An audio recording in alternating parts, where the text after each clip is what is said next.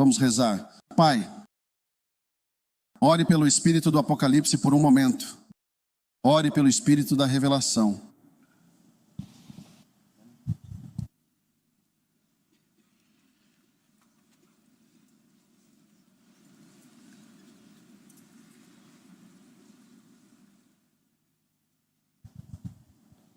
Pai, somos muito gratos. Levante sua mão e receba poder em sua vida. Pai amado, muito obrigado pelas maravilhosas mudanças que estão acontecendo em nossas vidas. Obrigado pela sua imensa graça e infinita misericórdia. Em nome de Jesus Cristo. Amém. Podem sentar-se. O que você não pode realmente fazer sem ter fé? O que você não pode fazer? Você simplesmente não pode fazer essas coisas sem ter uma fé verdadeira. Em outras palavras, a fé é algo verdadeiramente maravilhoso e muito precioso. 2 Pedro, capítulo 1:1. Por favor, preste bastante atenção a isso. Estamos lendo na Bíblia, no livro de 2 Pedro, especificamente no capítulo 1 e no versículo 1. A passagem sagrada diz o seguinte: Simão Pedro, um servo dedicado e fiel de Deus. Amém. Apóstolo de Jesus Cristo, escrevendo para aqueles que alcançaram uma fé igualmente preciosa e de grande valor. Aqueles que obtiveram esta fé tão preciosa e inestimável. Então, a fé é de fato algo extremamente precioso. É algo verdadeiramente muito, muito precioso e digno de ser valorizado. Amém. Posso ouvir um amém? A fé é algo verdadeiramente precioso. Mais precioso do que a sua educação. Algumas pessoas dizem, tudo o que quero dar aos meus filhos é uma educação. Se você der uma educação completa aos seus filhos e não lhes der a fé, você os fez perder algo verdadeiramente fundamental. Você pode dar uma educação ao seu filho.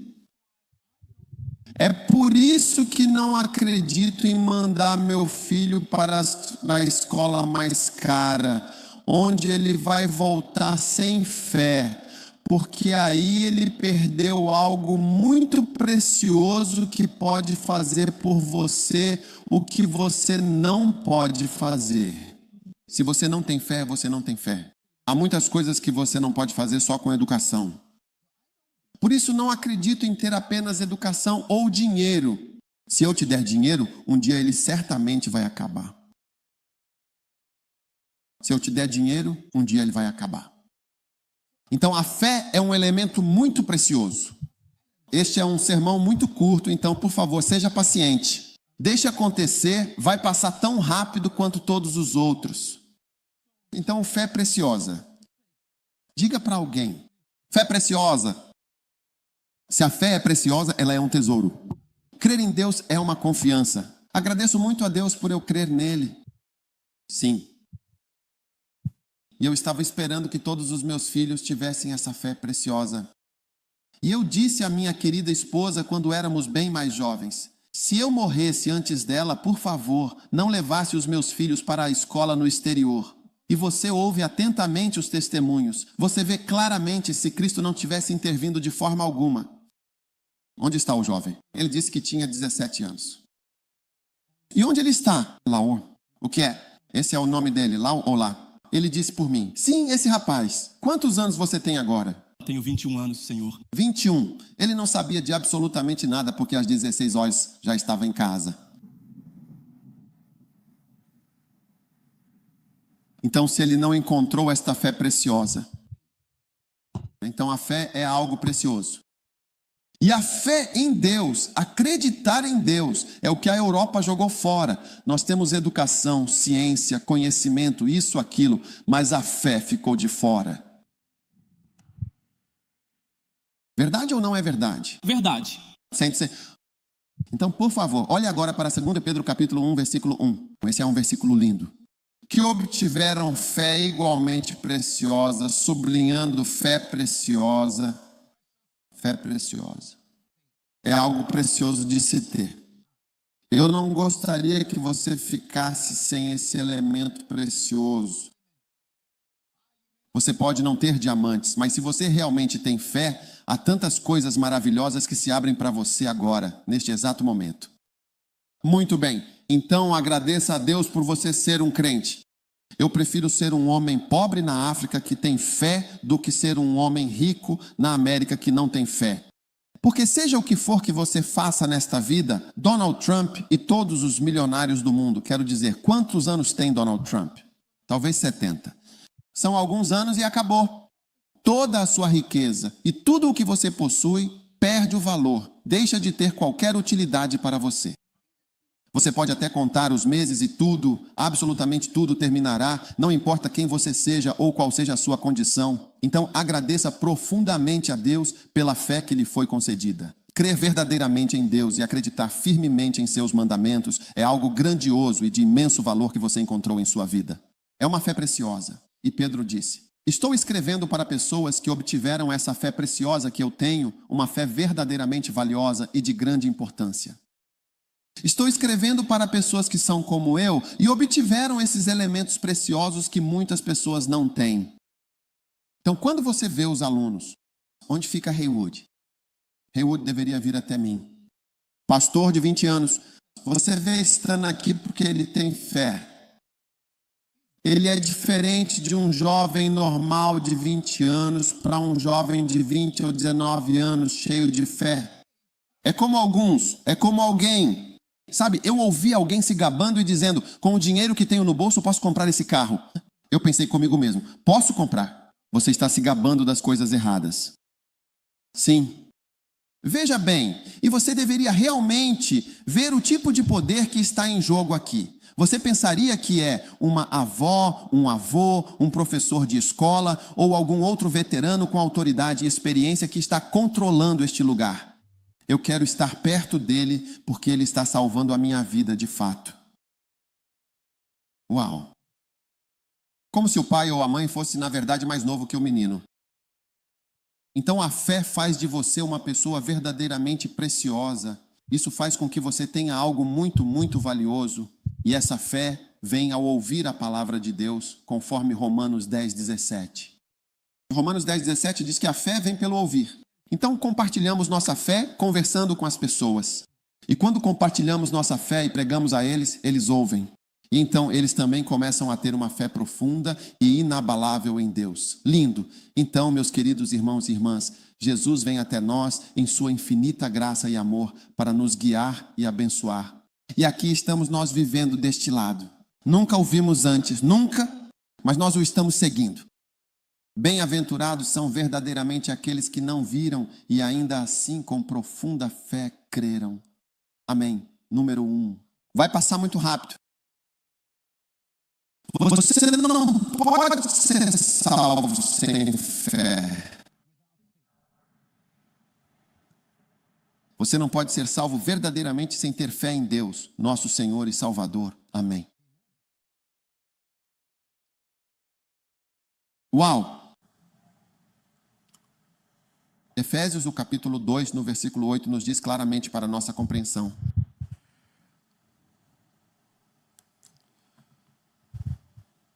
Porque pela graça sois salvos por meio da fé.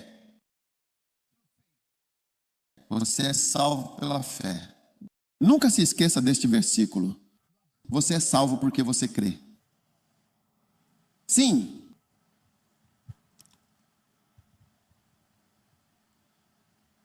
Você não é salvo porque faz parte do NPP ou do NDC, ou porque faz parte de um partido conservador ou do partido republicano. Você não está seguro porque tem dinheiro ou tem um passaporte deste ou daquele país. Você é salvo por causa da sua fé. Então, se você tem um filho ou é uma criança e não é uma pessoa de crenças fortes, se não acredita em Deus, você não pode ser salvo. E de que adianta tudo o que você tem? É uma pena que alguns pais até briguem com seus filhos quando eles começam a ir à igreja. Como era a criança antes de ter fé? Como era a criança antes de ter fé?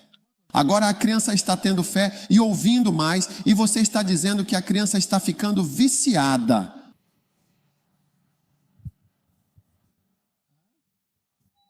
É inacreditável mesmo.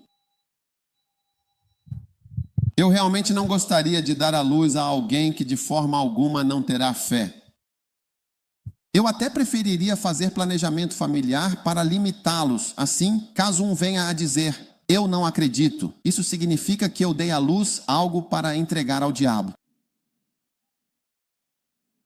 Deus me livre, de verdade. João 3,16. Deus amou tanto o mundo que deu seu Filho unigênito, para que todo aquele que nele crê, todo aquele que é instruído não deve perecer. Se você estava na fogueira, quantos estavam na fogueira e quantos não estavam? Nós faremos isso de novo só por sua causa. Quando vi o fogo e o calor, eu nunca entendi as chamas do inferno e as revelações do fogo. E da próxima vez espero ter um megafone grande para que vocês possam me ouvir melhor. Sim, chamas.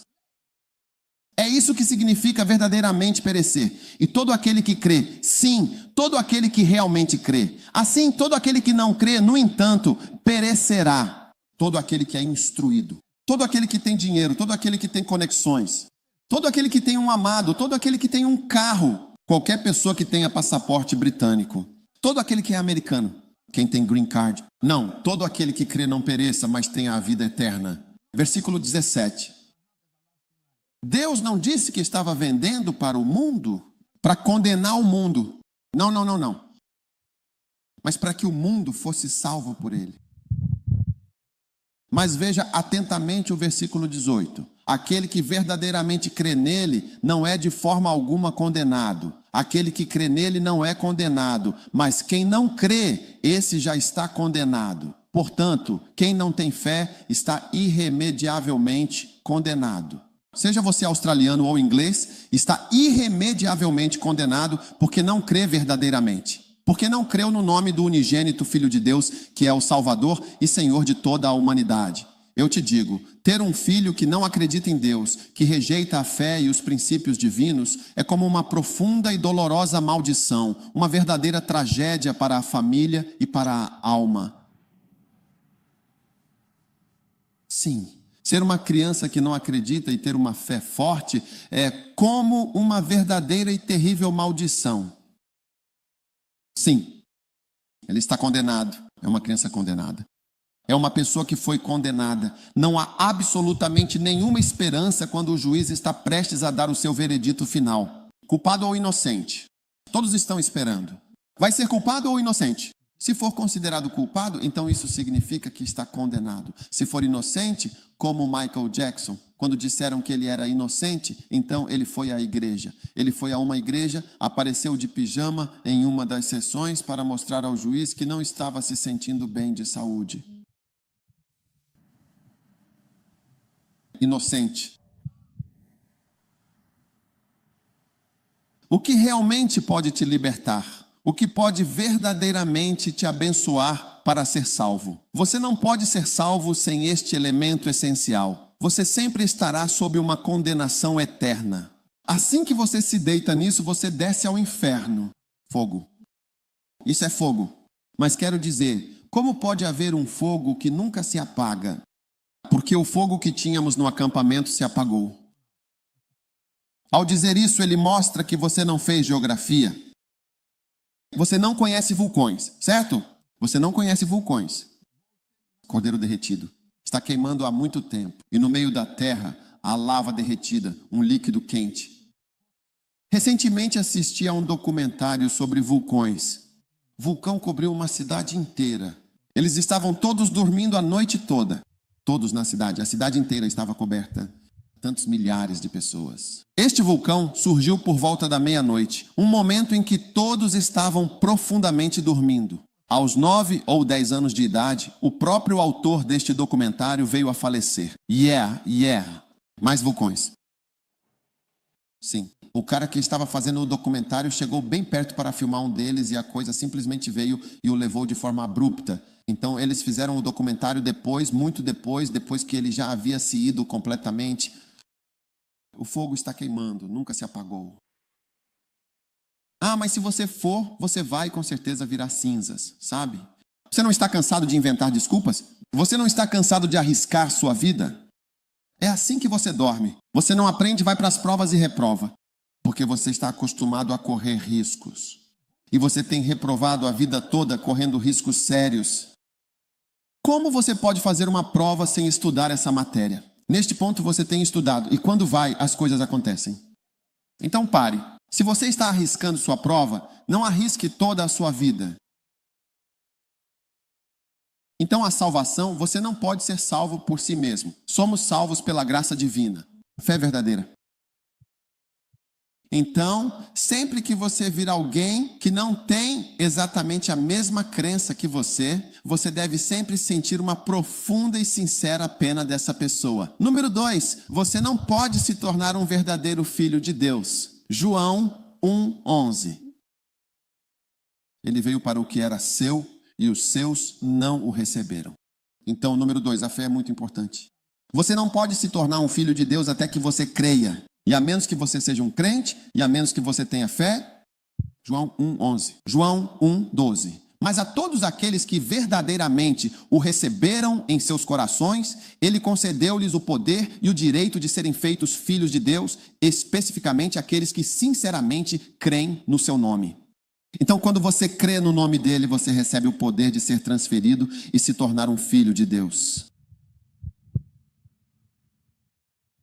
Sabe, às vezes há pessoas que talvez não sejam daquela família, talvez sua mãe se case de novo, seu pai se case de novo, aí eles se casam com alguém de outro país e então a pessoa é de outro país.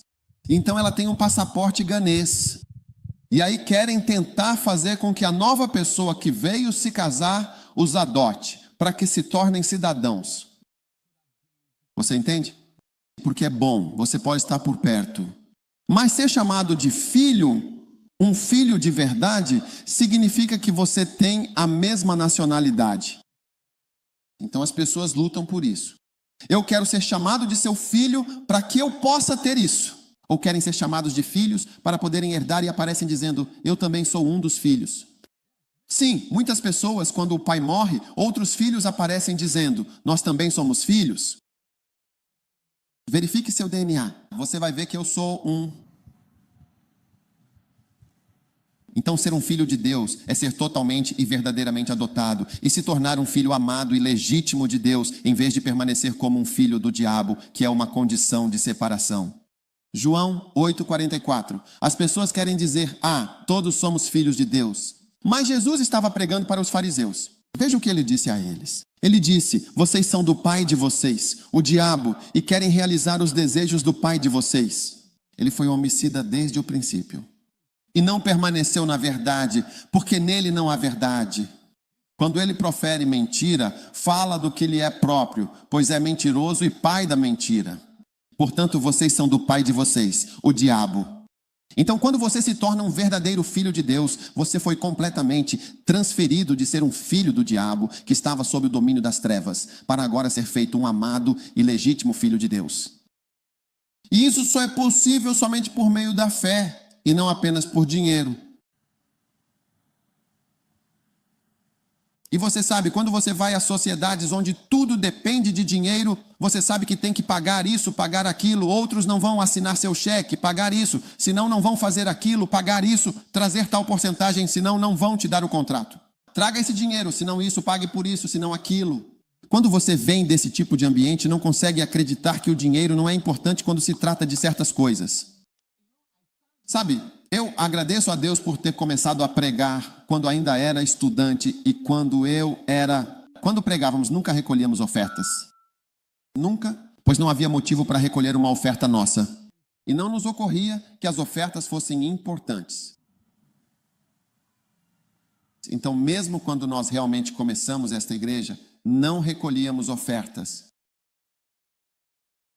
Então, em determinado momento, foi como se simplesmente começássemos a passar a cesta. Então, eu cresci com uma versão do cristianismo sem dinheiro. Sem dinheiro. Nunca preguei por dinheiro até hoje.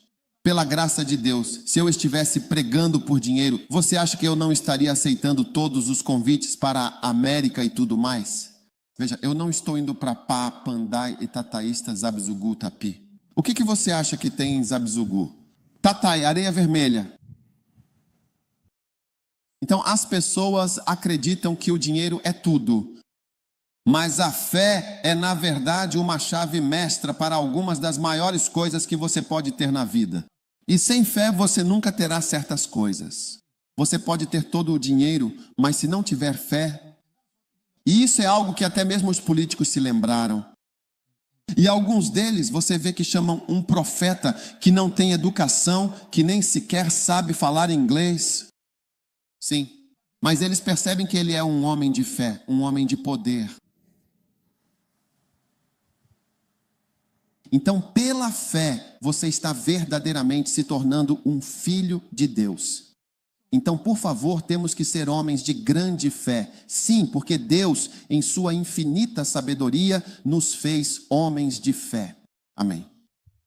Número 3. Você não pode verdadeiramente agradar a Deus sem ter uma fé genuína e inabalável. Ele não pode agradar a Deus. Deus nunca ficará verdadeiramente e completamente feliz com você, a menos que você tenha uma fé genuína e acredite plenamente nele. Hebreus 11, versículo 6. Sem fé é absolutamente e totalmente impossível agradá-lo. Você ouviu a palavra impossível? Não sem retidão. Sem fé. Por quê? Porque não importa o quão bom você seja, você será mau. Você pode ser virgem, pode até mesmo usar óculos.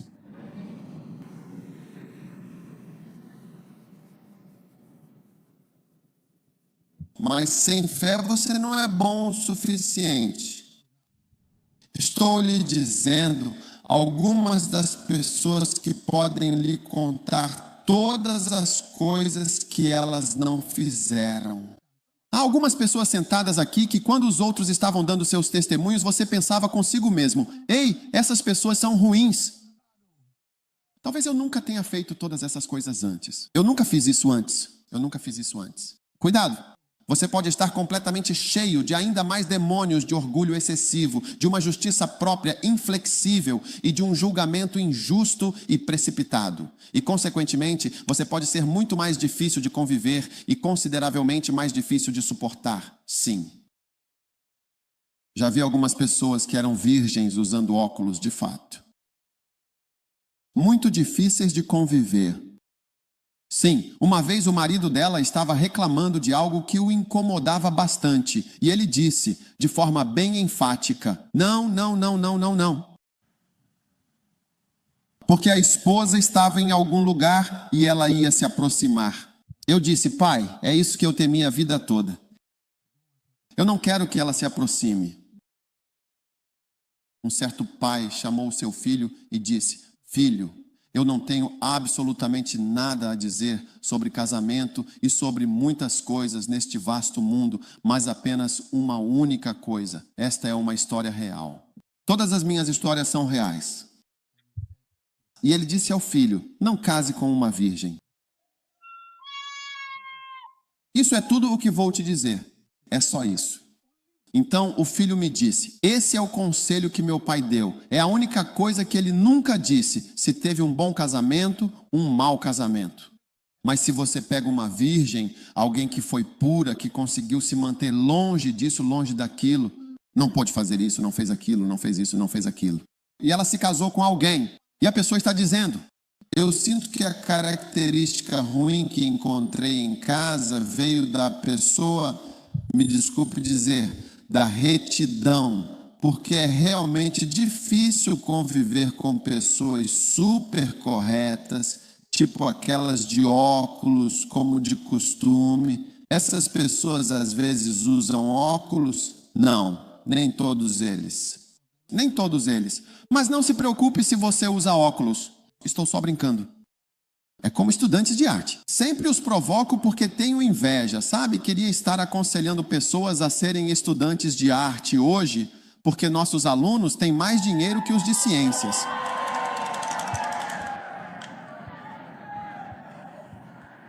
Se você não gosta de ser provocado, não venha para esta igreja. Estamos muito felizes aqui. Estamos felizes aqui, sem problema. Pergunte ao vizinho. Tem algum problema com você? Há alguma dificuldade? Não. Enquanto a pessoa está sentada. Você está bem? Está tudo bem? Não há problema aqui. Estamos bem aqui. Quando terminarmos, vamos comer, se Deus quiser. Não há estresse aqui.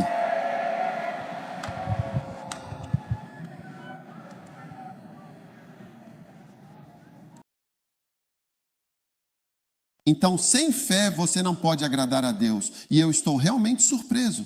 Eu mesmo estou surpreso. Esta é uma das minhas escrituras surpreendentes. Eu pensei que, assim como Charlie, seria como retidão e afeição. Eu tive um amigo que era muito rigoroso.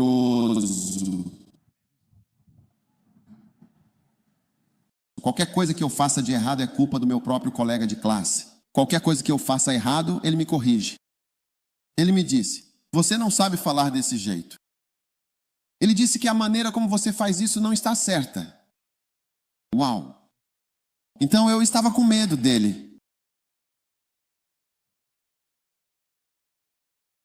Então um dia fui à casa dele. Quando entrei no quarto dele, imediatamente vi. Você consegue ver eu não sei se era uma lareira antiga e imponente, uma penteadeira elegante e bem trabalhada, ou algum tipo de móvel bastante peculiar e interessante. E ele arrumou 2 centímetros entre o pente e então o permite, mais uns 4 centímetros. Ele organizou tudo com um design e um padrão. Não havia nada fora do lugar no quarto dele. Shari, não vai ser nada fácil morar nesta casa, porque o cara tinha regras muito específicas. Então, enquanto eu estava lá, percebi que, antes mesmo de realmente perceber, já tinha pecado, já tinha feito algo completamente errado. Sim. E com pessoas assim, você está sempre fazendo algo errado. Para alguns, não é a arrumação da mesa, mas sim da mente. O que acham que deveria ser certo ou errado. Então, ao fazer isso, não acene com a mão assim. Ou quando você está fazendo algo que eu... Não. Por que você está sorrindo disso? Por quê? Você não sorri assim, sorri assim.